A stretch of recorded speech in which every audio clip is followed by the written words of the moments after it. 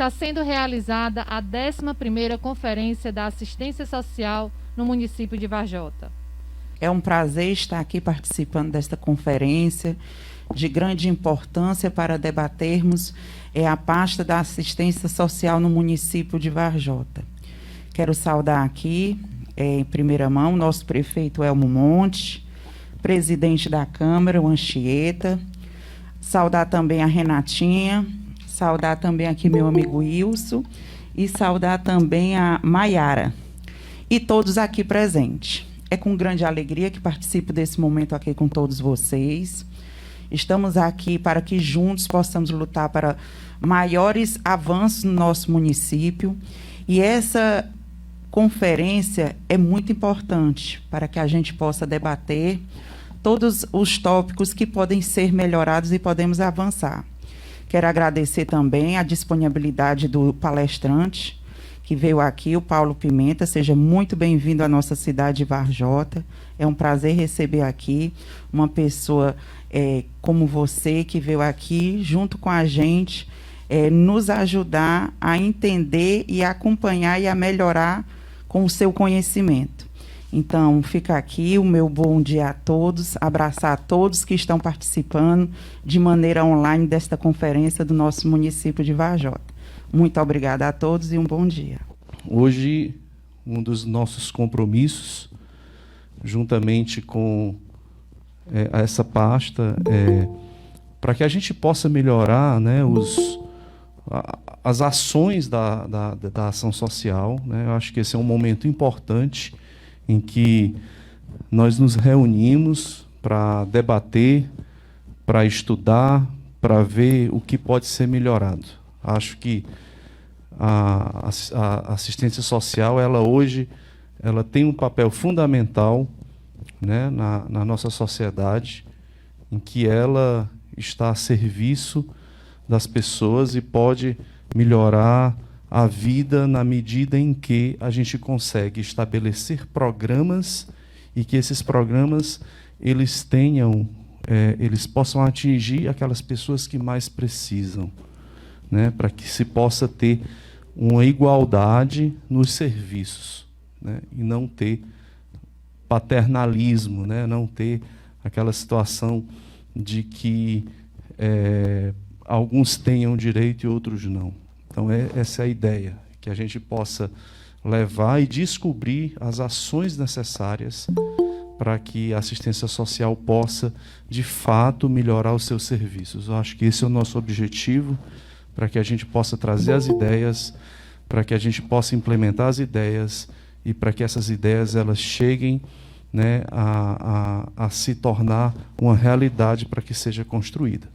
Então, eu queria agradecer a todos, né, e que esse congresso ele seja um fruto de uma construção de novas ideias e desejar a todos uma boa conferência. Então, meu muito obrigado. Quero aqui agradecer a presença de todos os funcionários da assistência social, a todos os nossos usuários que estão acompanhando também, lá da quadra do Ceru. Agradecer aqui a presença da Milena, agradecer aqui o nosso palestrante, certo? Paulo Pimenta, que é uma referência para a gente. Agradecer a todos os profissionais, a toda a nossa equipe, porque eu sou muito grata pela nossa equipe, que é uma equipe unida, que sempre trabalha junto, com muita força, e tudo dá muito certo. Em especial a Lorraine, que é nosso braço direito, que com certeza ela tem uma contribuição imensa aqui na nossa conferência. E a Betinha também, tá? Vou ler aqui iniciar o regimento da conferência. Regimento da 11ª Conferência Municipal da Assistência Social. Capítulo 1. Dos objetivos e do temário. Artigo 1º. A 11ª Conferência Municipal da Assistência Social do Estado do Ceará será presidida pelo presidente do Conselho Municipal de Assistência Social, CMAS, de Varjota, e será realizada no dia 16 de agosto de 2021. Artigo 2º. A 11ª Conferência Municipal de Assistência Social foi convocada pela Portaria número 001 de 2021, de 3 de agosto de 2021, assinada conjuntamente pelo prefeito de Varjota e pelo presidente do Conselho Municipal de Assistência Social, em cumprimento ao disposto do artigo 18, inciso 6º, da Lei nº 8.742, de 7 de dezembro de 93. Bom dia a todos dos municípios de Varjota, a todas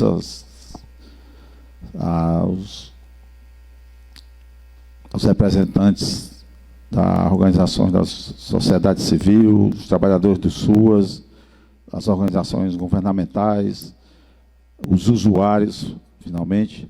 Estou aqui no município para contribuir e agradecer ao convite feito pelo prefeito, pela secretária, pelo presidente do Conselho Municipal de Assistência Social, na 11ª Conferência Municipal do município de Varjota, né? Nós iremos tratar aqui do tema assistência social, direito do povo e dever do Estado.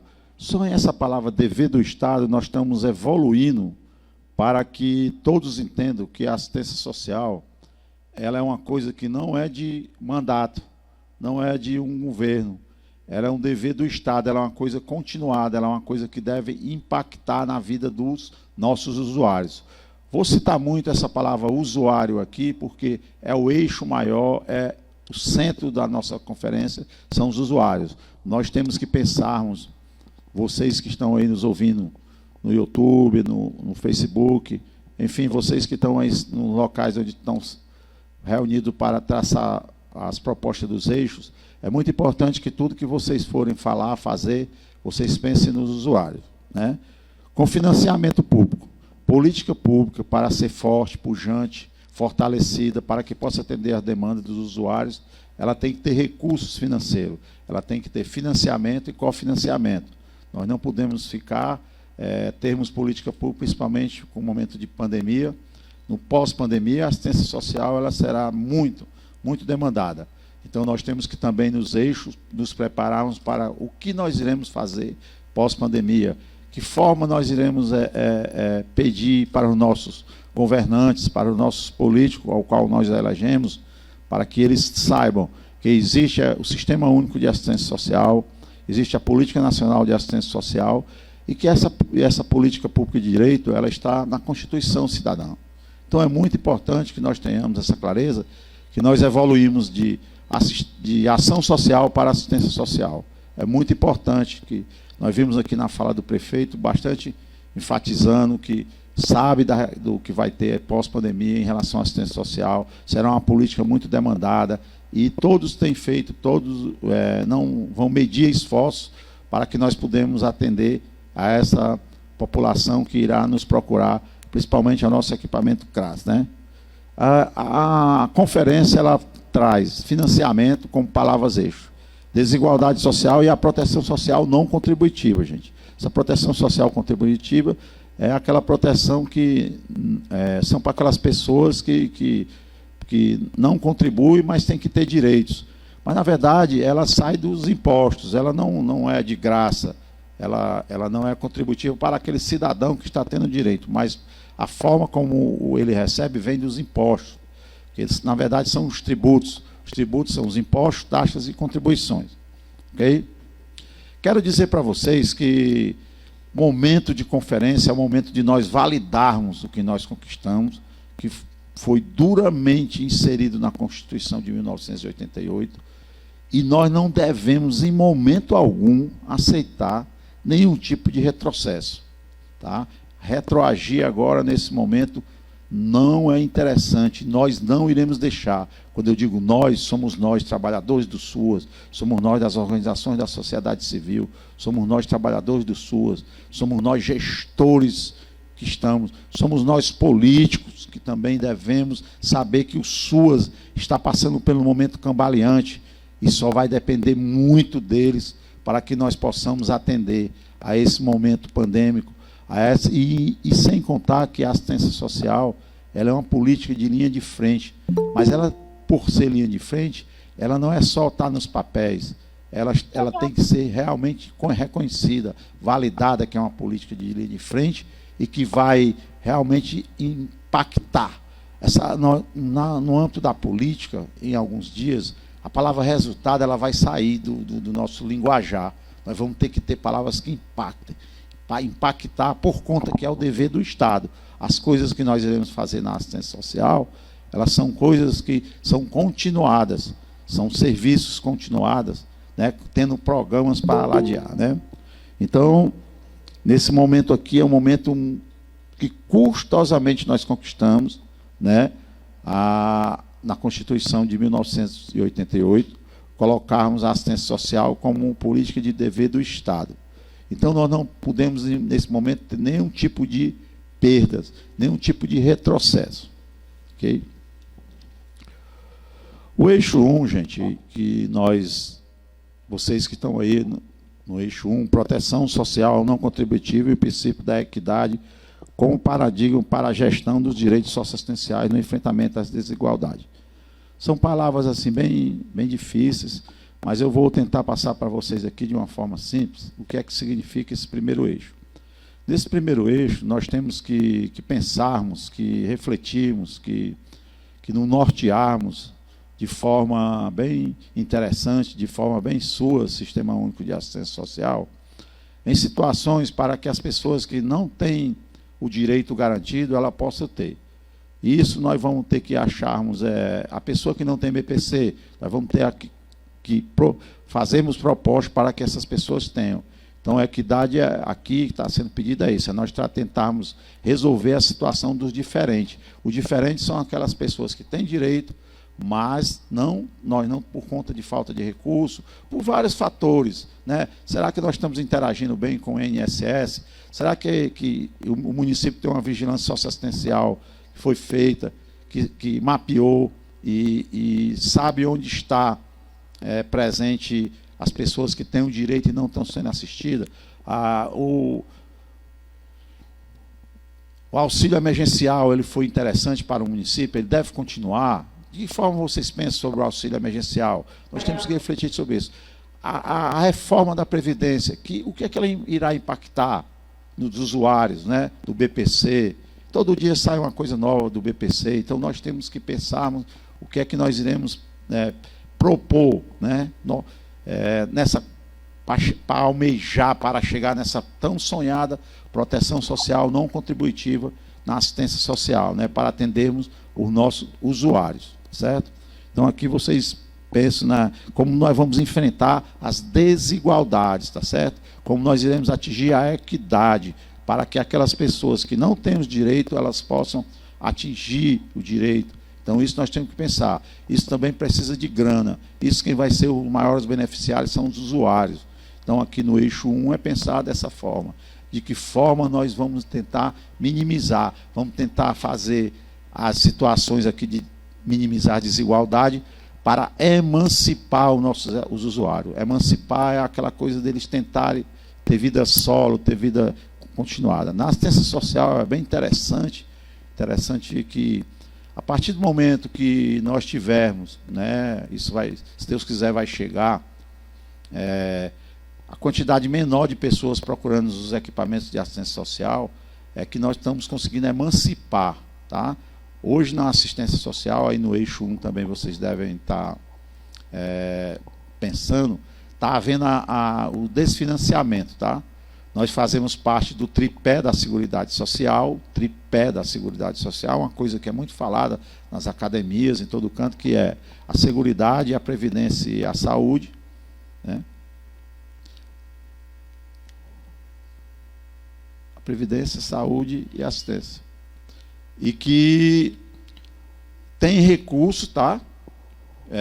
Mas os recursos ficam na Previdência para pagar os aposentados, na saúde para cumprir o que está na Constituição, e na assistência social ele fica com um valor, mas os maiores valores são transferências automáticas, transferência direta ao cidadão, que é o Bolsa Família e o BPC.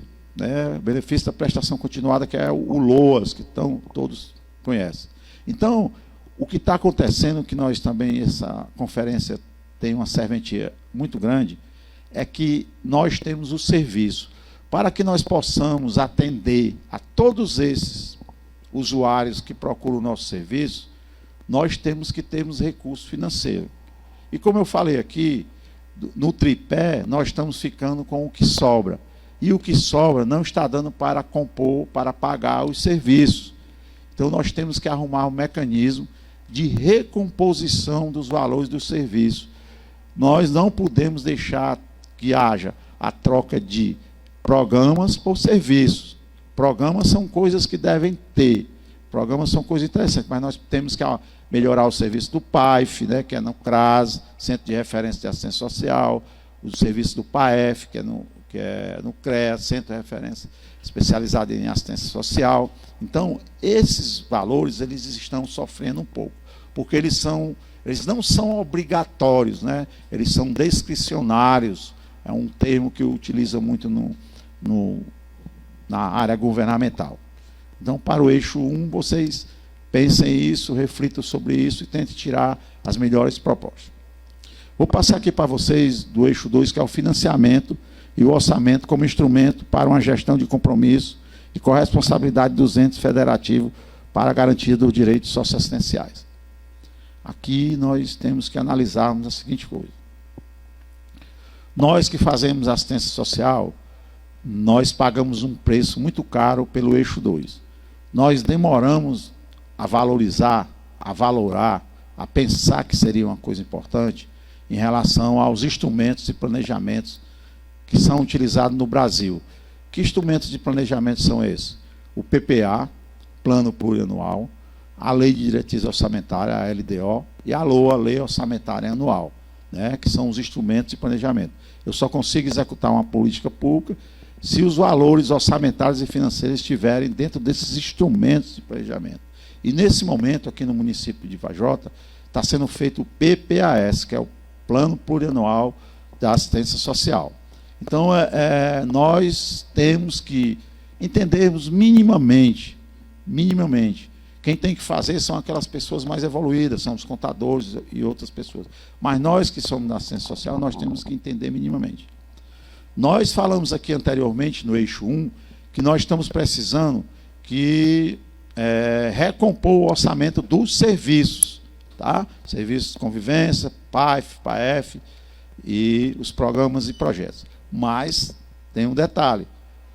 Para que nós possamos pleitear junto ao nosso prefeito, ao nosso governador, à esfera federal, nós temos que sabermos o preço do nosso serviço. Nós não sabemos quanto custa o nosso serviço. Então, isso é uma coisa para vocês refletirem, para vocês pensarem aí no eixo 2, quanto custa o serviço. Outra coisa muito importante, que é de forma audaciosa a assistência social tem, que as outras políticas não têm, que incentiva muito ao controle social, são os IGDs. É o Índice de Gestão Descentralizada dos SUAS, que vem através do ID-CREAS e ID-CRAS, e o Índice de Gestão Descentralizada do Programa Bolsa Família. E eu queria socializar para todos que estão nos ouvindo, para todos que estão presentes, as autoridades, a todos que vão ouvir isso aqui, vão curtir um pouco o que a gente está falando, o IGD SUAS está correndo um sério risco. Então, nós temos que pedirmos como proposta a volta do IGD SUAS na recomposição do orçamento, o IGD SUAS voltar com os seus valores normais, para que ele possa, sim, fortalecer a gestão e fortalecer ainda mais os conselhos. Tá bom? Nós também, independente do tamanho do município, hoje nós já temos situações de proteção social básica, proteção social especial de média complexidade. Então, é muito importante que nós façamos o pedido nas propostas da universalização, pelo menos, da proteção social especial de média complexidade. E tratar o município por território. Eu não posso tratar o município por porte. Hoje, independente do porte, do tamanho do município, as coisas já acontecem, infelizmente. Então, nós temos que, nesse momento, refletirmos sobre isso, conversarmos sobre isso e batermos um papo cabeça mesmo para que isso seja uma coisa que todos entendam que as coisas no Brasil, o Brasil é um país continental, É um país onde as coisas estão acontecendo. Então, não é porque o município de Varjota tem uma população, o município de Guaramiranga tem a menor população do estado, lá em Guaramiranga não acontecem essas coisas. Acontece sim, gente. Isso é a realidade. Quem sabe disso? Quem está no município. Quem vai fazer essas propostas? Quem está no município. Então, vocês é que têm capacidade de propor, de fazer com que isso chegue à esfera federal e, assim, à recomposição. Aqui no eixo 2 também, gostaria muito, muito, muito que todos colocassem uma forma que eu chamo de atacar a Comissão Mista de Orçamento. A Comissão Mista de Orçamento ela é formada por senadores e deputados. É muito importante que nós façamos um povoamento nessa comissão sobre os SUAS. É importante que os 60 componentes lá, que eles saibam que existe o Sistema Único de Assistência Social, para quando eles forem decidir as emendas de bancada, emendas individuais, enfim, alocar recursos de um canto para outro, minimizar a reserva de contingência, eles aloquem o recurso que nós estamos precisando do SUAS. O SUAS está cambaleante, o SUAS é super importante. Então, nós temos que atacar de forma incisiva a Comissão Mista de Orçamento. No eixo 3 aqui, a gente vai falar do controle social. Tá? Controle social com a participação daquilo que eu falei, da palavra mais importante, dos usuários. É importante que nós tenhamos em nosso Conselho Municipal de Assistência Social usuários. Usuários é que, quanto mais os usuários participarem, quanto mais eles estiverem presentes, quanto mais eles se sentirem importante dentro das decisões do SUAS, mais vai acontecer coisas legais para os usuários. Então é importante a gente fazer uma tática, montar estratégias para que nós possamos povoar tanto os ambientes como os conselhos municipais. E aqui, de novo, também, os IGDs têm uma serventia muito grande para os usuários, porque desses IGDs faz com que você faça o fortalecimento do usuário, para que ele possa participar de capacitações, para que ele possa ter um ambiente bom, para que ele possa estar participando da conferência estadual, da conferência nacional. Então, esse recurso ele tem que voltar de qualquer forma. Ele é um recurso importante, ele é um recurso audacioso, ele é um recurso que a política pública da saúde não tem, a política pública da educação não tem. Mas a política pública de assistência social, nós temos sim esses IGDs que foram criados, foram muito audaciosos, né? Vocês pedem ao Estado também para que possa também incentivar vocês de alguma forma. Outra coisa super importante, vocês do eixo 3, que estão nos ouvindo aqui, estão aí idealizando, hoje é muito importante que a gente crie um WhatsApp com todos os representantes do Conselho. Anteriormente, para nós assistirmos uma reunião do Conselho Nacional de Assistência Social lá em Brasília, só poderia ir se nós fôssemos local. Da Comissão Intergestora Tripartite, de onde decide tudo, esses dois instrumentos que eu estou falando, é onde decide tudo, onde tem as decisões, onde acontecem as coisas sobre a assistência social. Então, é muito importante que vocês criem esses grupos, e no dia que for ter essas reuniões, nós vamos tentar, de uma forma cidadã, transformar os conselheiros municipais de assistência social de uma forma da tecnologia da informação, para que eles possam estar se interagindo com a tecnologia da informação. Então, chegou o dia da reunião do Conselho Nacional de Assistência Social, eu passo o link. Chegou o dia da Comissão Intergestora Tripartite, eu passo o link. Vai ter um fórum lá em Fortaleza, eu passo o link. Vai ter a reunião do Conselho Estadual de Assistência Social. Isso é uma forma, isso não tem custo financeiro, mas tem custo de culturar, plantar para que isso se torne uma coisa natural, normal. E hoje nós temos sim condição de fazermos isso. Tá? O Conselho também ele tem uma participação importante de receber as informações de forma simples e de fácil compreensão. E a responsabilidade disso é da gestão. Então, nós, gestores, nós temos uma fundamental importância de estarmos levando para os conselhos instrumentos de fácil entendimento. Não adianta nós levarmos para o conselho coisas que eles não vão contribuir no entendimento. Eles vão validar mas não vão contribuir para dar uma proposta, para fazer um questionamento, para fazer uma pergunta. Então, é muito importante que isso aconteça. Outra coisa super importante que nós devemos propor é que o Conselho seja parceiraço, né, da gestão, para que o Conselho esteja junto com a gestão, decidindo, para que na hora das decisões a gente leve, as decisões passem pelo Conselho. Não deixem de passar pelos Conselhos, porque o Conselho também tem força. Quando os tribunais chegam, eles vão procurar os Conselhos. Se os Conselhos tiverem feito o procedimento, tiverem mandado para a gestão e a gestão tiver cumprido, vai procurar a gestão.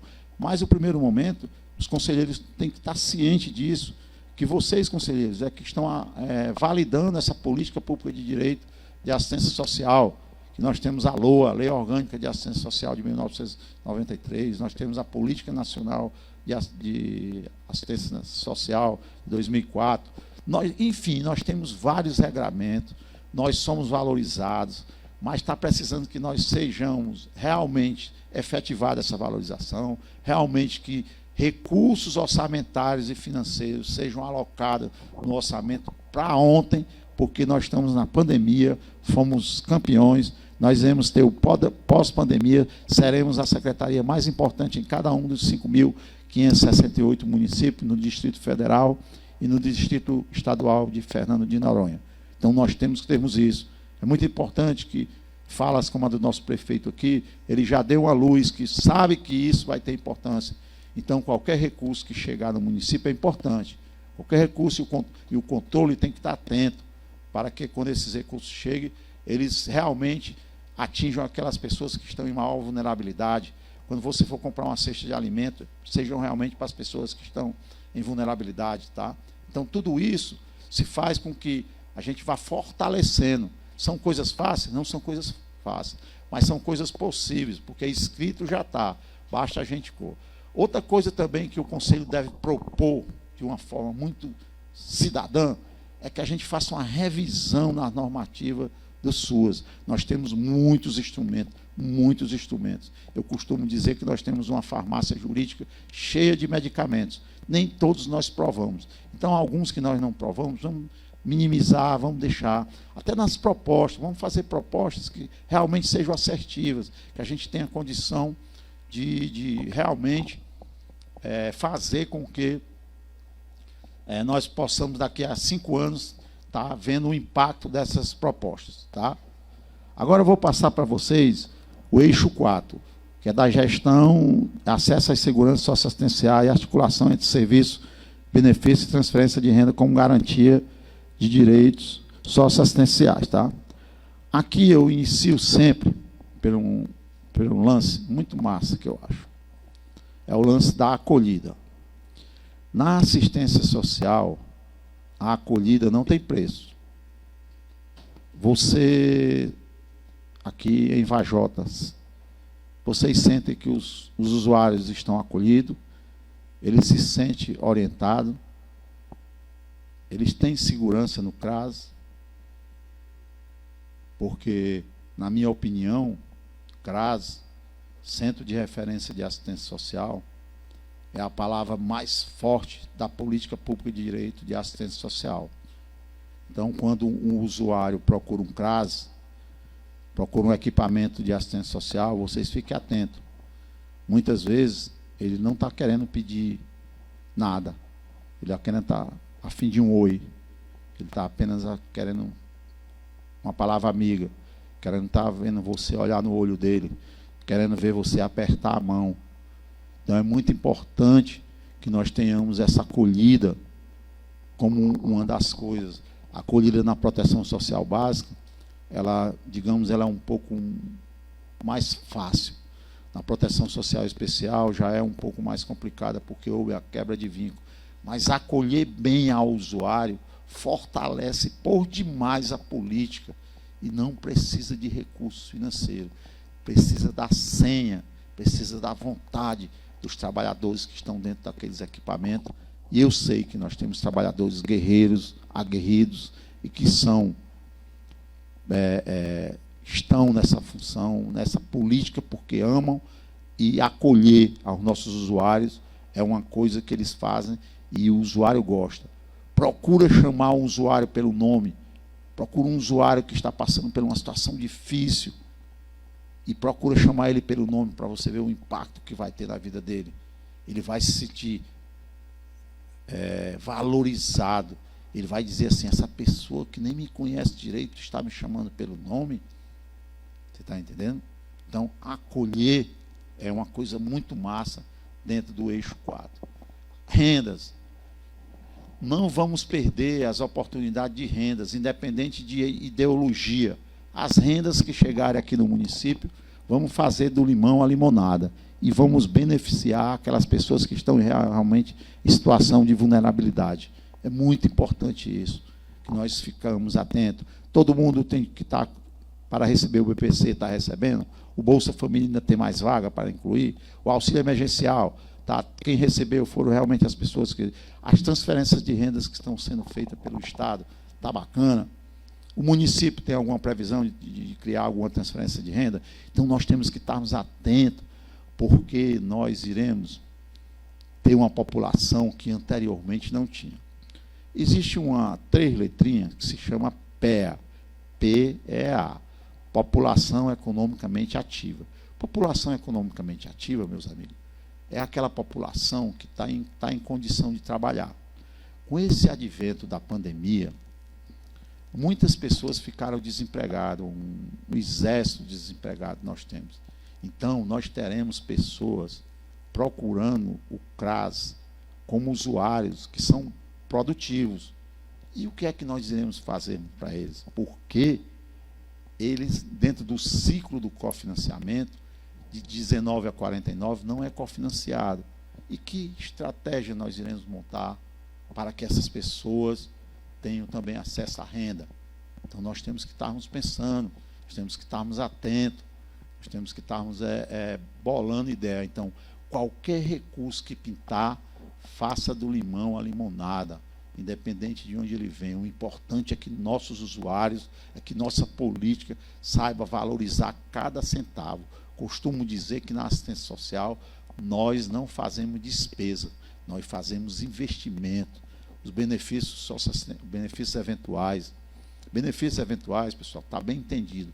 Com a pandemia e com a eleição, ficou muito massa as pessoas entenderem que benefício eventual não é coisa de caridade, não é coisa de clientelismo, não é coisa de politicagem. É uma coisa que nós, usuários da política pública de direito de assistência social, temos esse direito, mas em cima de umas condicionalidades. Então, é muito importante que nós tenhamos essa clareza, essa... Outra coisa também que eu acho muito importante, e também costumo falar assim, acho massa. Nós que estamos na assistência social, nós temos a clareza e a maturidade de aceitarmos os diversos tipos de família. Isso é muito importante. Porque se eu sou um visitador, chego numa casa, encontro um modelo de família diferenciado e aquilo me impacta, não é legal para ninguém. Não é legal para a política, vai causar constrangimento às pessoas. Então, famílias, vamos respeitar as famílias do jeito que elas são hoje. Deixem as pessoas serem felizes da forma como elas acham que devem ser felizes. Isso hoje é uma coisa já modernizada, que a gente, e nós que estamos na assistência social, nós temos que ser uma cabeça feita para isso. Será que todo mundo está participando dos grupos, idosos, pessoas com deficiências, mulheres, crianças, jovens, eles estão participando dos grupos de convivência? As pessoas da zona rural, como é que está o tratamento das pessoas da zona rural? Vocês visitam a zona rural de vez em quando? Vocês estão na zona rural, tem gente lá que tem pessoas aqui que nunca veio à cidade, à sede. Será que tem? Tem pessoas aqui que nunca assistiram ao cinema. Será que tem? Tem pessoas aqui que nunca foram ali no Canindé. Será que tem? Então a política também tem esse viés de realizar sonho. Realizar sonho também é uma coisa bacana. Então, quando você realiza sonho, você está fortalecendo a política. Aquele sonho vale mais de qualquer outra coisa. Então, vamos pensar nessas possibilidades. Tá? Então, esse seria as nossas propostas para o eixo 4. E tem uma outra coisa, a coisa da quebra de vínculo. Muito importante que nós tenhamos aqui no município a vigilância socioassistencial já feita, mapeada. Como eu falei para vocês, a assistência social a gente não pode mais trabalhar com porte, temos que trabalhar por território. E muitas vezes no meu território, eu tenho esse território A aqui, eu tenho violência contra a mulher, no território B eu tenho violência, exploração sexual, no território C eu tenho violência contra pessoas idosas. E, às vezes, a violência contra pessoas idosas está num número bem maior do que a exploração sexual, por exemplo. Então, eu tenho que estar mapeado para que eu possa, dentro da vigilância socioassistencial, para que eu possa atingir de forma certeira os meus usuários e, assim, eu possa impactar.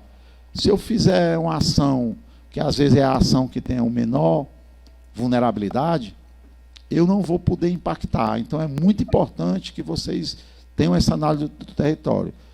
E, para finalizar o eixo 4, é muito importante que todos nós que fazemos a política pública de direito de assistência social, nós tenhamos conhecimento do nosso território.